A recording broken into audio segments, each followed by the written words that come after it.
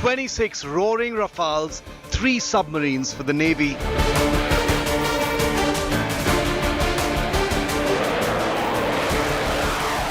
Countdown to the big defense deals.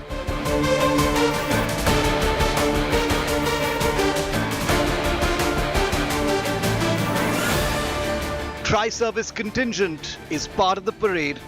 Our big focus on India first.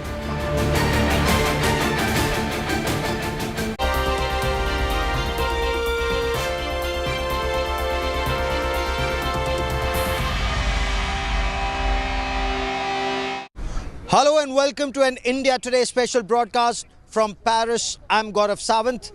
Prime Minister Narendra Modi will be the guest of honor at the Bastille Day celebrations on the 14th of July. France is laying out the red carpet. But is this visit all about the Rafale Marine fighter jets for the Indian Navy or the Scorpion submarines or strategic cooperation from submarines to outer space? Or is this much more? It is a relationship that has withstood a nuclear test and become even stronger.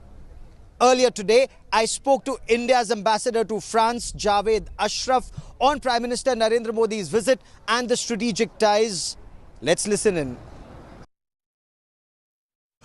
We are told a red carpet is being laid out for the Prime Minister. What will happen, sir? Well, as you're right, I mean, this is a visit that is high both on symbolism and substance. Substance part I cannot talk about at this point of time. You will see what the Prime Minister and President Macron decide during their 2 days of talks here in Paris. But it is truly a moment of great pride and honor for India and for Prime Minister that he's been invited as the guest of honor here at the French National Day on July 14. But I wanted to tell you that this is not something that happens every year. France does not have a practice of inviting a guest of honor from outside every year. It happens usually on a special occasion, for a special purpose, or to send a message of great importance globally. And I think this visit and this honor to the Prime Minister and to India is to be seen in that context. This is, of course, a moment of great pride for us also because there will be a tri-service contingent that will be participating in the parade in the morning on July 14. There will be 3 Rafales which will fly in formation with the Rafales of the French Air Force.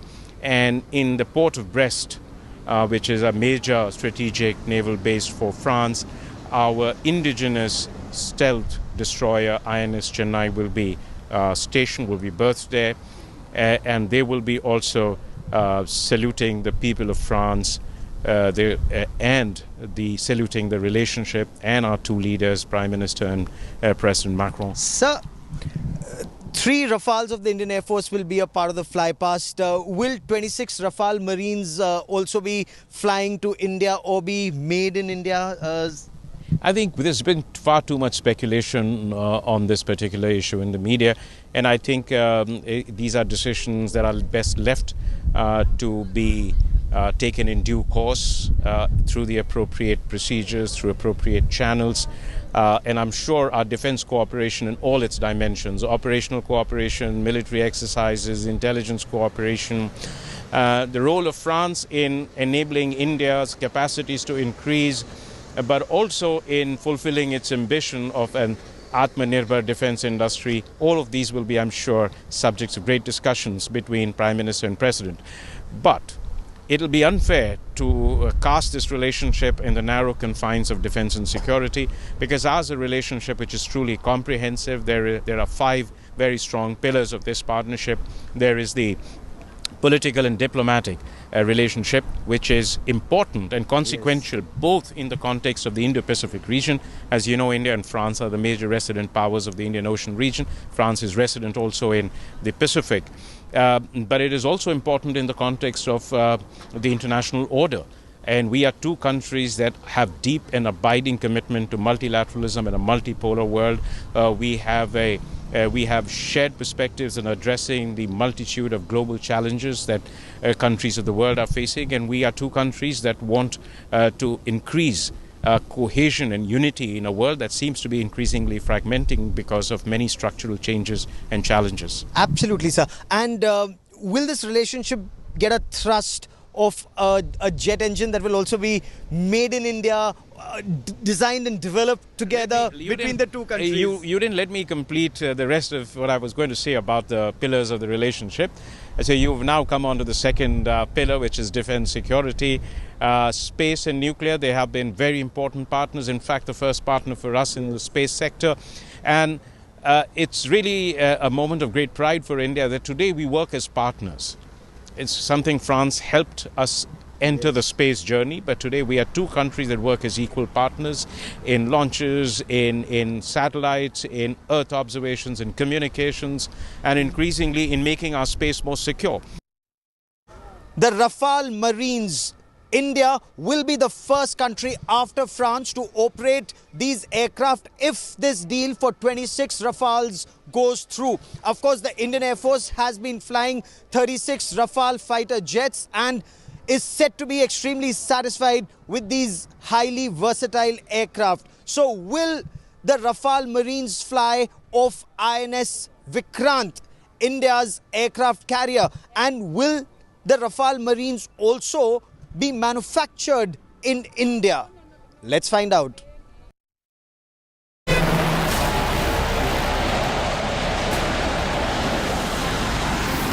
The roar of the Rafale is being heard afresh in Indian airspace. 7 months after the Indian Air Force took delivery of the last of 36 Rafale fighters from India's original jet deal, it's the Indian Navy's turn to take a tryst with the French combat aircraft. What you're looking at is the marine version of the Rafale, operating off the French Navy's Charles de Gaulle aircraft carrier. And the Indian government this week has provided advanced approvals to acquire 26 of this Rafale type to operate off the Indian Navy's two aircraft carriers, the INS Vikrant and INS Vikramaditya.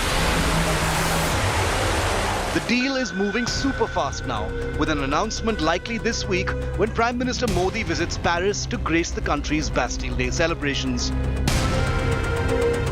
The Indian Navy currently operates Russian MiG-29K fighters on its aircraft carriers, but has long been of the view that these jets are suboptimal for India's air defense and power projection needs.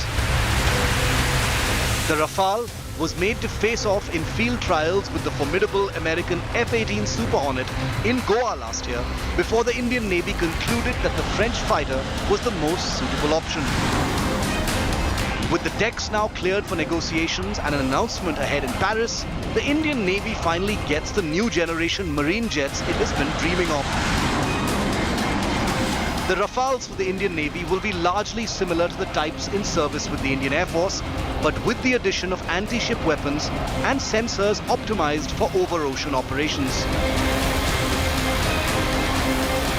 The jets, with a much greater range and weapon capacity than current jets in Indian service, will provide the Indian Navy with much needed teeth in an ever-expanding sphere of influence in the Indian Ocean region. India and France are all set to ink a deal on the purchase of 26 Rafale Marines for the Indian Navy. The Indian Air Force already operates 36 Rafale fighter jets, seen as state-of-the-art cutting-edge technology. The Rafale Marines, according to sources in the Indian Navy, performed better, according to sources, than the F-18 Super Hornets. The Indian Navy and the Indian Air Force are both keen on the Rafale Marines. 26 will be bought, 18 would be on board India's aircraft carrier INS Vikrant, 8 would be based at Indian INS Goa, at the base at Goa. The Rafale Marines will give a major edge to the Indian Navy. In Versailles, France, Gaurav Sawant for India Today. A contingent of the Indian Army, the Punjab Regiment, the Indian Navy, the Indian Air Force, and of course a band of the Rajputana Rifles Regiment will all be a part of the Bastille Day celebrations, and they have been training hard to be a part of this parade. It promises to be quite a spectacular parade here at Champs-Élysées in France. there are great expectations and there is tremendous enthusiasm, not just in France, but also amongst the Indian participants of this parade. I caught up with some of the Indians who are participating at the Bastille Day Parade. I bring you this India Today exclusive from the Satori military base in Versailles. India and France are celebrating 25 years of their strategic relationship, and this year on the Bastille Day Parade on the 14th, there are also the marching contingents of the Indian Army, Navy and Air Force, and with me are those braves of the Indian Armed Forces who would be marching past the saluting dais at Champs-Elysees on the 14th. Let's begin by talking to Captain Jagtap of the Punjab Regiment. And Captain Jagtap, Punjab Regiment and France have a history that goes back more than 100 years. You carry the battle honours France and Flanders with pride. Yes, so Punjab Regiment has a very glorious history with the French Army. The Punjab Regiment has participated in both the World War I and World War II. In World War I, September 1915, in Neuve-Chapelle, more than 900 soldiers from the Punjab Regiment shed their blood on the soil of this very own territory that we are standing right now. And so it is a matter of huge pride for me, for my regiment and for the Indian Army to be able to have this amazing opportunity to march on Champs-Elysees on Bastille Day Military Parade. Brilliant. When it comes to the Navy, and it's not just the Scorpion submarines that we talk about, the close cooperation between India and France. But with me is Lieutenant Commander Disha Amrit. And Lieutenant Commander Amrit, you will be, marching past the saluting dais with 68 Indian Navy personnel. What's the experience like? Tell us more about India and France, the two navies together. So, having known the past, it is a matter of pride for us, and we being the guest here, and the bilateral relationship between the two countries is getting stronger. So that is that is a matter of pride, and we marching past the Champs-Elysees is an honor for us. And Prime Minister Modi being a chief guest in the parade is adding on to the pride. So, when we talk about Bharat Shakti, we also talk about Nari Shakti, and apart from Lieutenant Commander Amrit, we also have squad leader Sindhu Reddy, who's incidentally a helicopter pilot, used to fly the French Alouettes we call the Cheetahs and the Chetaks. You're a Mi-17 pilot now, ma'am. But tell us more about one, your experience as a pilot of these helicopters, and two, marching past Champs-Elysees. So both have been an equally big opportunity given to me by the Air Force. Flying the Alouettes has been a really big, it's been a huge part of my service. I've flown it for more than 1,000 plus hours, and I can vouch for that. It is one of those very reliable aircraft, and the technology being French, I'm really proud that I can connect from there to here, marching today on the Bastille Day Parade. And it is a matter of pride, and I really take a lot of pride in marching on this day and represent my country on the foreign soil. Now this relationship is also being taken forward. So it's not just the Rafale fighter jets or the Rafale Marines that we are now talking about, but in every way, even helicopters with more powerful engines. Would they really come as a boon that we're talking about, helicopters getting more powerful engines now? Okay, so the helicopters that we already have, we have the old helicopters from the French, and we've taken for suppose Alouette helicopter, we've taken the Alouette helicopter, and we've changed the engine to our own powerful engine, and then we've converted into something called Cheetal. And Cheetal is something that flies at the highest battlefield, and that is what is sustaining all the troops at the Siachen Glacier. So I think that is where the amalgamation of the French and Indian technology stands today. Which is the effort now is to take this relationship altogether to newer heights from what we've been told.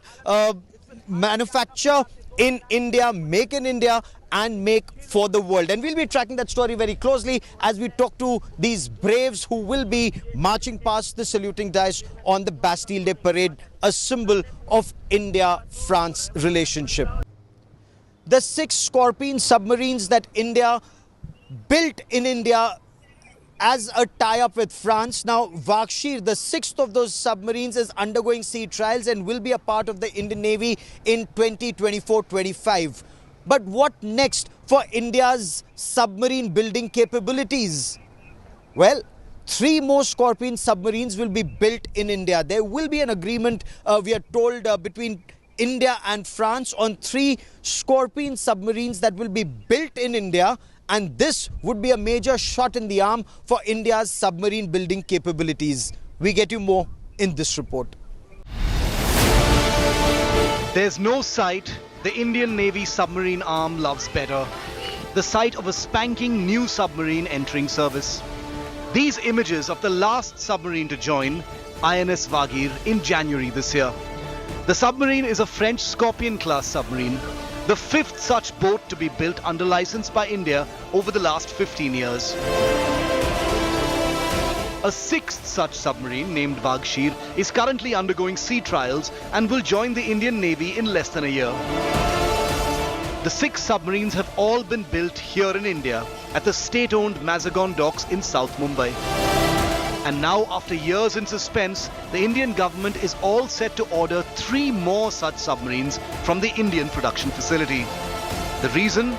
Even with 6 new generation Scorpion attack submarines, the Indian Navy is still woefully short of adequate submarine force levels.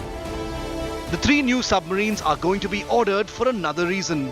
With the production facility built at great cost and effort, completing the construction of 6 Scorpions, it would lie idle in the absence of more orders, squandering the know-how and talent India has infused in the enterprise. The deal for 3 additional made-in-India Scorpion submarines is likely to be announced by Prime Minister Modi on his visit to Paris this week, signalling a major boost for the Indian Navy. The Indian Navy currently operates a fleet of 7 aging Russian Kilo-class submarines, 4 German-origin Type 209 submarines, and 5 of the latest French Scorpions, all built in India. That's a total of 16 submarines, as against a force requirement of nearly double that number. In other words, the Indian Navy submarine arm has been operating thus far with half the submarines it requires to secure our seas and deter adversary forces from Pakistan and especially China. With the expertise gained over 15 years to build these submarines in India, the 3 new Scorpions will be substantially better than the 6 built already and will likely sport air-independent propulsion for much greater underwater endurance, the crucial and long required capability to fire India's BrahMos supersonic cruise missile, more advanced stealth features, a better combat management system, and a larger India-made component in the sensors and systems area.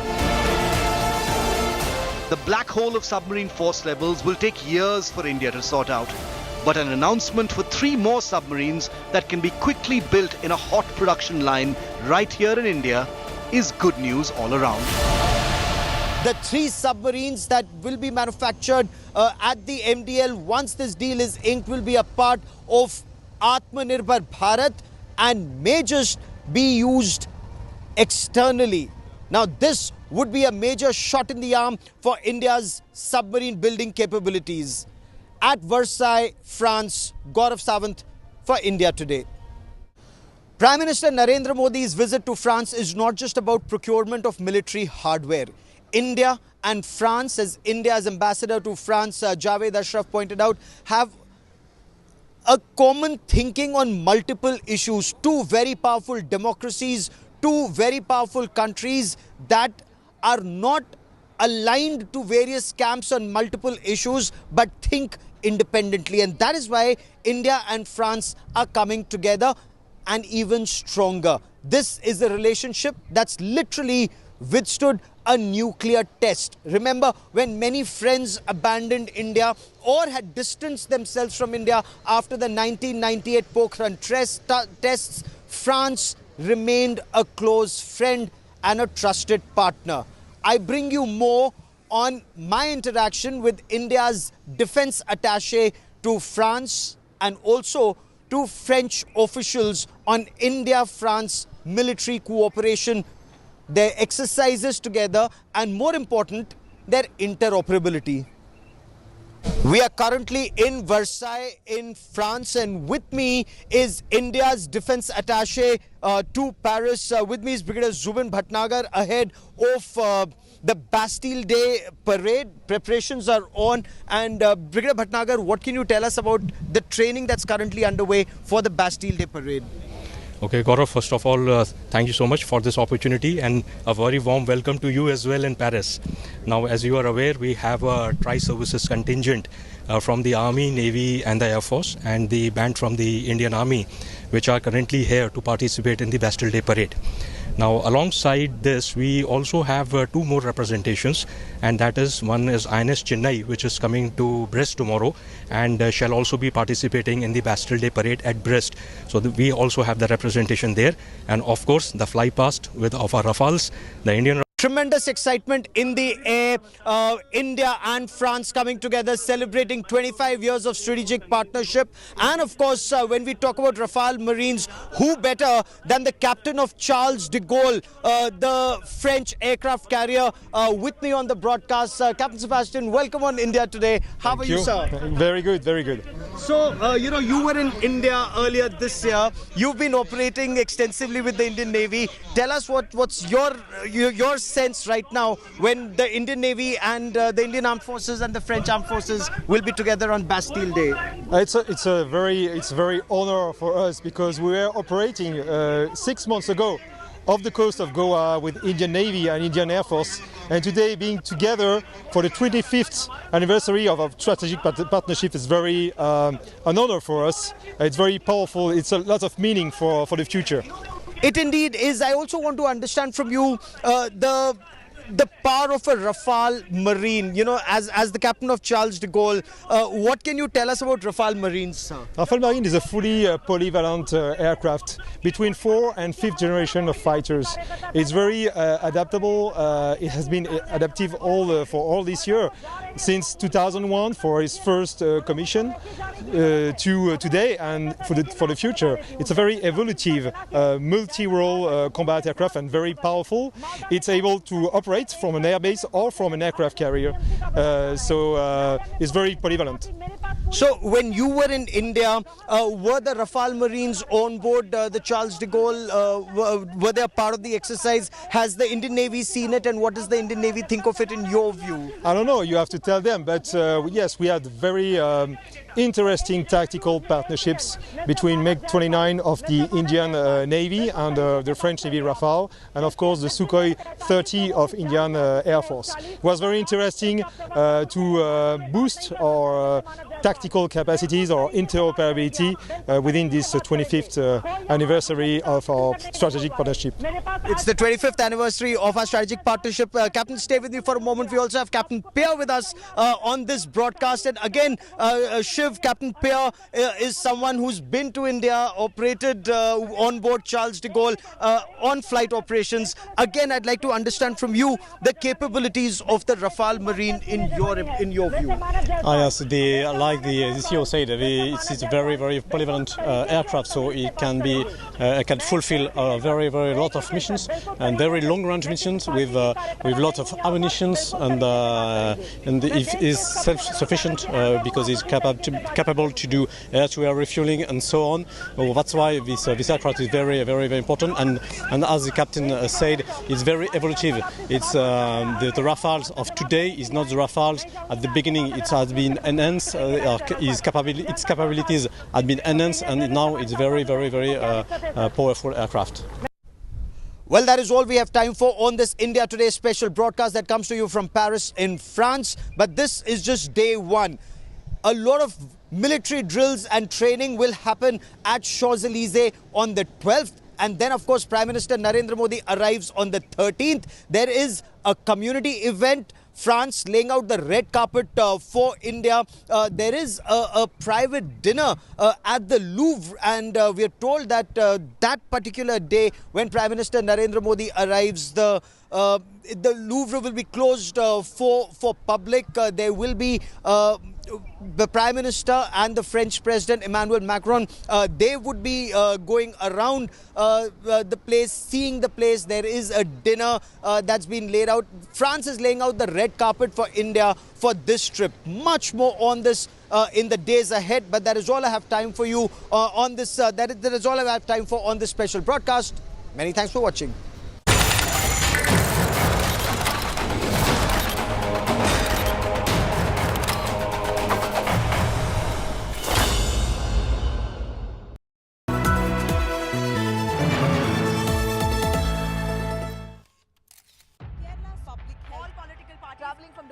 Armed with facts, she takes the news by its horns. You think the future of these students are not hampered? Fierce, bold and direct, setting the tone for the biggest stories from every corner and every angle. Expect nothing but the unfiltered truth. News first, niceties later. Watch me, Nabila Jamal, on India Today.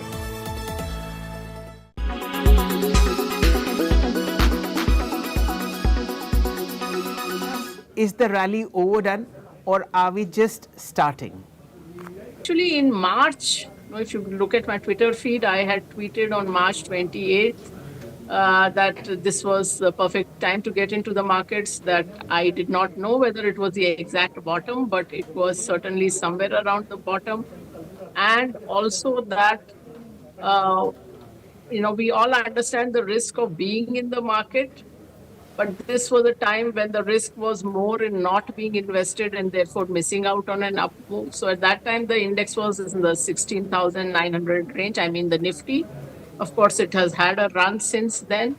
But even so, my assessment still is that the risk is still of missing out on an up move relative to a crash. I do not see a risk of a crash very imminent. And I still think we are closer to the beginning rather than the end of the run-up.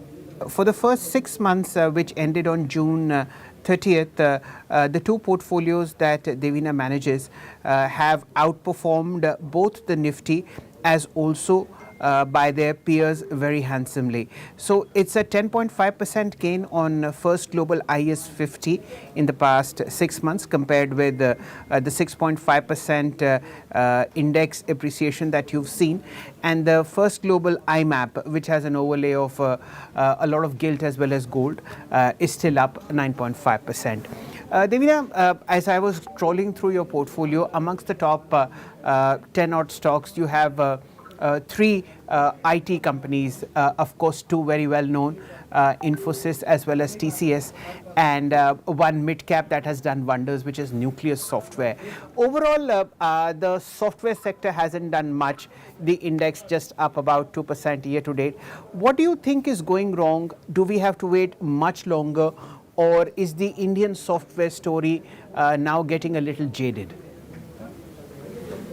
Actually, Shell, the thing is this, that if you looked at it last year, first half also, IT did not do very well, IT services. And at that time, the logic for it not doing well was supposed to be that the whole world is digitizing and there is so much demand for people with technology backgrounds that they will not get enough employees. The employees will be too expensive and therefore costs will go up and margins will get squeezed. This year, the story is supposed to be something the entirely opposite. If you go to the base of it, saying that there will not be demand. So, both cannot be true. So I think, this is a little overdone, because what had happened was that there was a slowdown in some of the Western economies. So what happens is that the orders you're supposed to get this quarter get pushed and may go on to the next quarter. But it is not as if that fundamentally something has gone totally wrong with the industry and it will never revive, because the whole move towards even non-technology companies becoming more digital, more technology-oriented is not going to go away. So we are not super bullish on the sector, but we are still slightly overweight on the sector.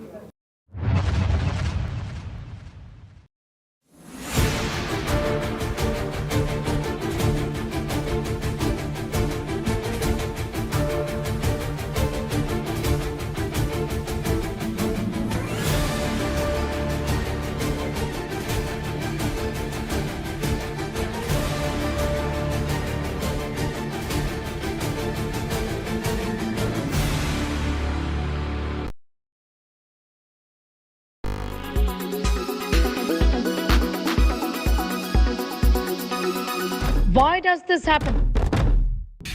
Let me tell you the science behind it.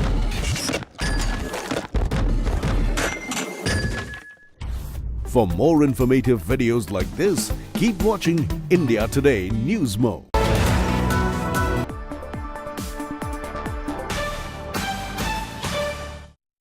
Hello and welcome. You're with us here on Business Today. I'm Abha Bakaya. Here are the day's top stories. The Tata Group close to sealing the deal with Wistron. The deal is valued over $600 million, marking Tata as the first Indian company to enter the iPhone assembly market, with the factory employing over 10,000 workers and set to contribute significantly to iPhone production for the current fiscal.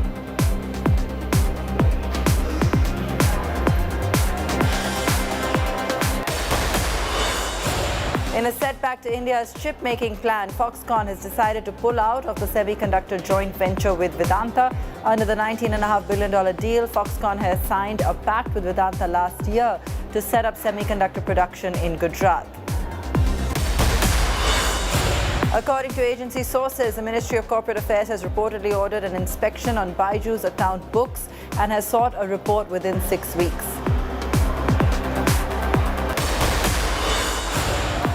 Bull run on defense stocks, especially Mazgaon Dock, zooms as much as 10%. The rally comes amid Prime Minister Modi's visit to France later this week. Investors anticipate a big defense deal. Markets close off the day's highs as financials see a sharp fall in the last hour. Reliance Industries extends gains, ends at a 52-week high. TCS ends flat, while HCL Tech extends losses ahead of Q1 earnings. The Tata Group is close to fulfilling its dream of manufacturing iPhones in India. According to reports, India's largest conglomerate could acquire the Wistron Corp factory in South Karnataka as soon as August. This will make Tata the first Indian company to move into the assembly of iPhones.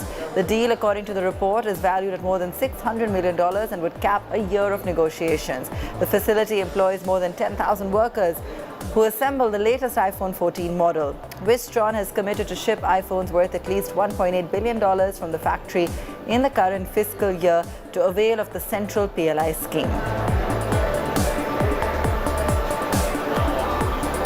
A day after it ended its semiconductor joint venture with the Vedanta Group, Foxconn has said it plans to apply for incentives the central government is offering under its chip manufacturing policy. This comes after Vedanta brushed off the setback, saying Vedanta was fully committed to its semiconductor project and had lined up other partners to set up India's first foundry. It was on 13th of September last year that the biggest deal yet in the Indian semiconductor space was announced. Anil Agarwal's Vedanta had tied up with Taiwan's mega manufacturer Foxconn to set up a chip plant in Gujarat. The event was attended by top politicians both from the central and the state governments. 9 months later, the $19.5 billion deal has fallen apart. While there was some chatter of things not being right in the past few weeks, Foxconn split on Monday took many by surprise. A day later, Foxconn has announced its plans to set up a semiconductor plant in India on its own. In a statement, the company said it was committed to India and to setting up a robust semiconductor manufacturing ecosystem. It added that it was working towards submitting an application. It also released a statement on the breakup, saying that both sides had realized that the project was not moving fast enough and that there were challenging gaps the companies were not able to smoothly overcome. It reiterated that the split was not negative. Vedanta, meanwhile, took a double whammy on Monday. Not only did its partner walk out of the prestigious semiconductor project, it also faced a legal setback in Supreme Court. The Apex Court dismissed its plea to direct the centre to divest its 29.54% residual stake in Hindustan Zinc in the open market. The government had earlier shot down HZL's plan to buy Vedanta's zinc assets. Vedanta's chairman Anil Agarwal, however, has not given up on the chip dreams. The company has already announced that it was fully committed to its semiconductor fab project and has lined up other partners to set up India's first foundry. It added that it has the technology license for 40 nm and will soon acquire a license for 28 nm chips as well. According to reports, the deal fell through because of concerns about delay in approval of production incentives.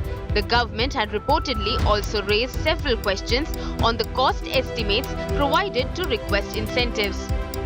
The government has meanwhile clarified that Foxconn's decision to exit the joint venture will no way affect the Make in India semiconductor fab goals.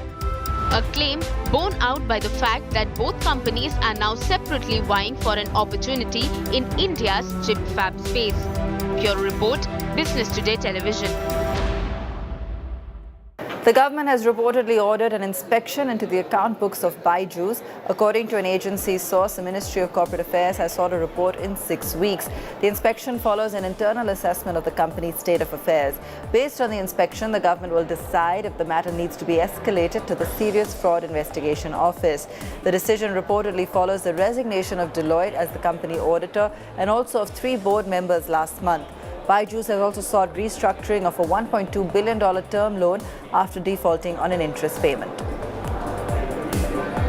Stock markets continue to move higher today amid positive domestic and global cues. However, profit booking at higher levels trimmed some gains.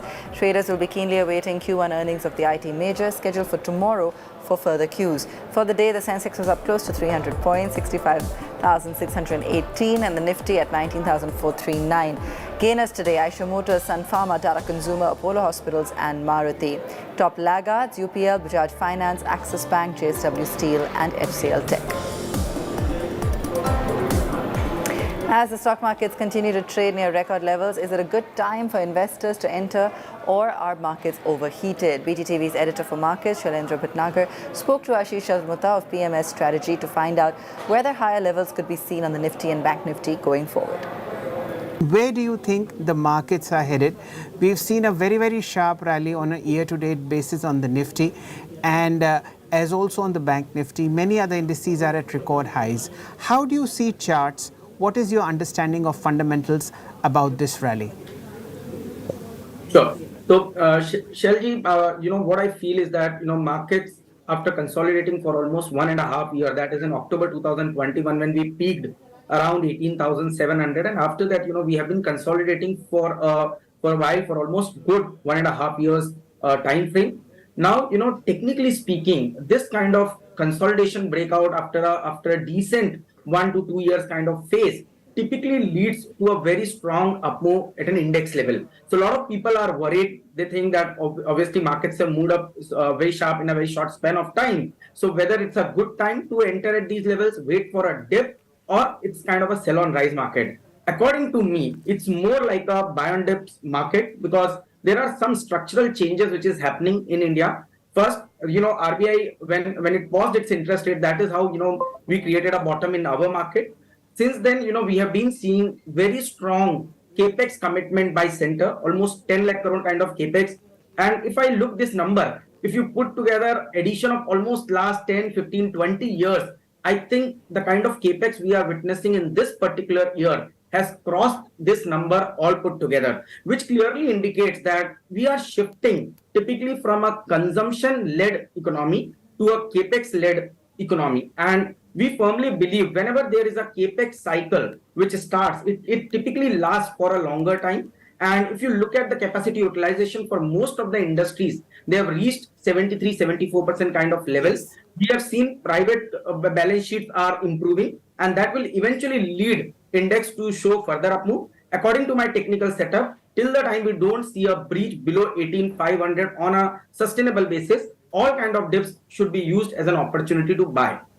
Ashish bhai, you are the right person to ask where the index is headed in the short term as also in a 1 year period. You've mentioned that 18,500 looks to a strong support for the Nifty. Let's look at two small stations, one till Diwali, which is in November this year, and maybe by March 2024, when the country would be getting ready for the next round of general elections, and of course we'll also be around the budget in February. What do the charts tell you as far as the Nifty is concerned for these two periods? Sure. So, Shalji, as I mentioned, this consolidation was between 16,000 to almost 18,700. This is a 2,700 point consolidation which we were witnessing for almost last 1.5 years. Typically, when you see these kind of breakouts happening, at least we will see 61.8% rally which will start happening. So, what we are looking both from a fundamental perspective as well as technically is that index is going to move towards 21,000 kind of trajectory. And, till now, we have seen, Reliance has been completely underperforming except for last 3-4 trading sessions. So there is a lot of contribution which can start coming from Reliance. We are seeing Bank Nifty almost seen some correction in the last couple of trading sessions, but we firmly believe corporate credit growth as well as retail credit growth will be in the range of 17 to 18%. NIMS will be will be on a higher side, and NPS will be on the lower side. Keeping that in mind, if 2.5 time price to book will look, banks look very reasonable. And keeping that in mind, I think Bank Nifty is poised for a move towards 50,000 in a shorter term time frame. It could be a disappointing quarter again for India's top IT bellwethers as they get ready to report June quarterly earnings, starting with TCS and HCL Tech tomorrow and Wipro a day later. Experts believe a soft discretionary spending environment combined with the pullback of projects in financial services and telecom is expected to impact the revenue growth of companies. My colleague Sakshi Batra spoke to Siddharth Khemka of Motilal Oswal Financial Services to find out what should one expect from the results and how should investors position themselves ahead of earnings on top IT stocks. On layoffs, the impact on the margins because of the payout and wage hikes as well. How do you see that happening? We've been hearing all sorts of news. Microsoft on the global realm has again talked about layoffs. TCS, there is news flow that they are delaying some of the onboarding of the new recruits again. How is all of this likely to shape up, the impact on the IT sector? As we are seeing that a lot of the supply pressures, especially on the manpower front, the supply is started to ease. Although there is a wage hike impact that will be there, attrition has cooled off from the peaks that we had seen a few quarters back. That is coming down, and that is certainly heartening to see. And utilizations have started to improve. But as I said, the wage hikes is a major factor which will, and the growth moderation, these two factors will impact margins. And that is something, so as I said again, considering the near-term softness in demand and the elevated hirings that we had seen last year on back of the strong deal pipelines, the new hiring will be very less, and that will kind of soften up the wage impact in the coming quarters. Which would be the better of IT companies, which will be the best of the lot to weather the storm that is ahead of them, and which will be the companies that would perhaps emerge as the biggest disappointments in this earnings season? Right. So if you look at, we continue to prefer the IT tier 1 players in the IT space, given that tier 1 still trades at an attractive valuation. The valuation have come up from the peak of about 24-25 times to now about 20-21 times. That gives us some comfort, and within that we prefer TCS, which remains best positioned to benefit from the long-term structural tailwinds in the tech services, and should see a relatively better or the faster pickup in growth, aided by its focus on clients, cost optimization and efficiencies. The other one that we like within the tier 1 is HCL Tech, because of its it be a key beneficiary of the large-scale cloud adoption at the client level and its expertise in the IMS service. Within the tier 2 players, we'll prefer Sawant, as is expected to show strong growth, aided by recovery, especially strong growth in the aerospace vertical, and the reducing challenges in some of the other verticals like the railway. So these would be our 3 preferred bets within the IT space: TCS, HCL Tech within the large caps, and Sawant in the mid cap space. And which one will be the disappointment this earnings? Where do you expect the worst earnings perhaps to come up? Yeah, so within the, if you look at within the earnings space, the worst numbers will come from, I'll tell you just a second. Sure. In terms of growth, So in terms of top line growth on a sequential basis, Tech Mahindra and Wipro would be the worst in terms of top line growth. They would report about 1.5 to 2% decline in revenue on a constant currency basis. And in terms of net profit, again, Tech Mahindra, Wipro, which would be the worst in terms of decline. Tech Mahindra, we are expecting a 14% Q-on-Q decline, and Wipro a 4.5% decline in the net profit. Prime Minister Narendra Modi leaves for France later this week, and shares of defence companies are already on a roll in anticipation of the big buck deals expected to be signed there. Mazagon Docks has particularly been on a roll, jumping a massive 20% in just 2 days. My colleague Sakshi Batra shares details on what kind of returns have investors made on defence stocks this year and what is the outlook for the sector. That's right, Abba. Well, the shares of defence companies were on a roll today, surging by up to 10%, and that's amid heavy volumes on reports that the Ministry of Defence has cleared the procurement of 26 Dassault Rafale Marine fighters right ahead of Prime Minister's visit to France. Now, among the individual stocks, we saw Mazagon Dock Shipbuilders, Cochin Shipyard, and even Bharat Dynamics rallying anywhere between 5 to 10%, and stocks of BEL and HAL were up about 3% in today's trade. Now, Mazagon Dock Shipbuilders really hit a new lifetime high of 1591. It got locked on the 10% upper circuit today, and that was after reports suggested that proposal for procurement of 3 additional Scorpion submarines has also been cleared by the Defence Ministry, and these might be built by Mazagon. Now, as per ICICI Securities, the report, they have said that contract value of these 3 additional submarines is expected to be around 20,000 odd crore rupees, and that could be a big fillip for Mazagon. Remember, the stock has been a clear multi-bagger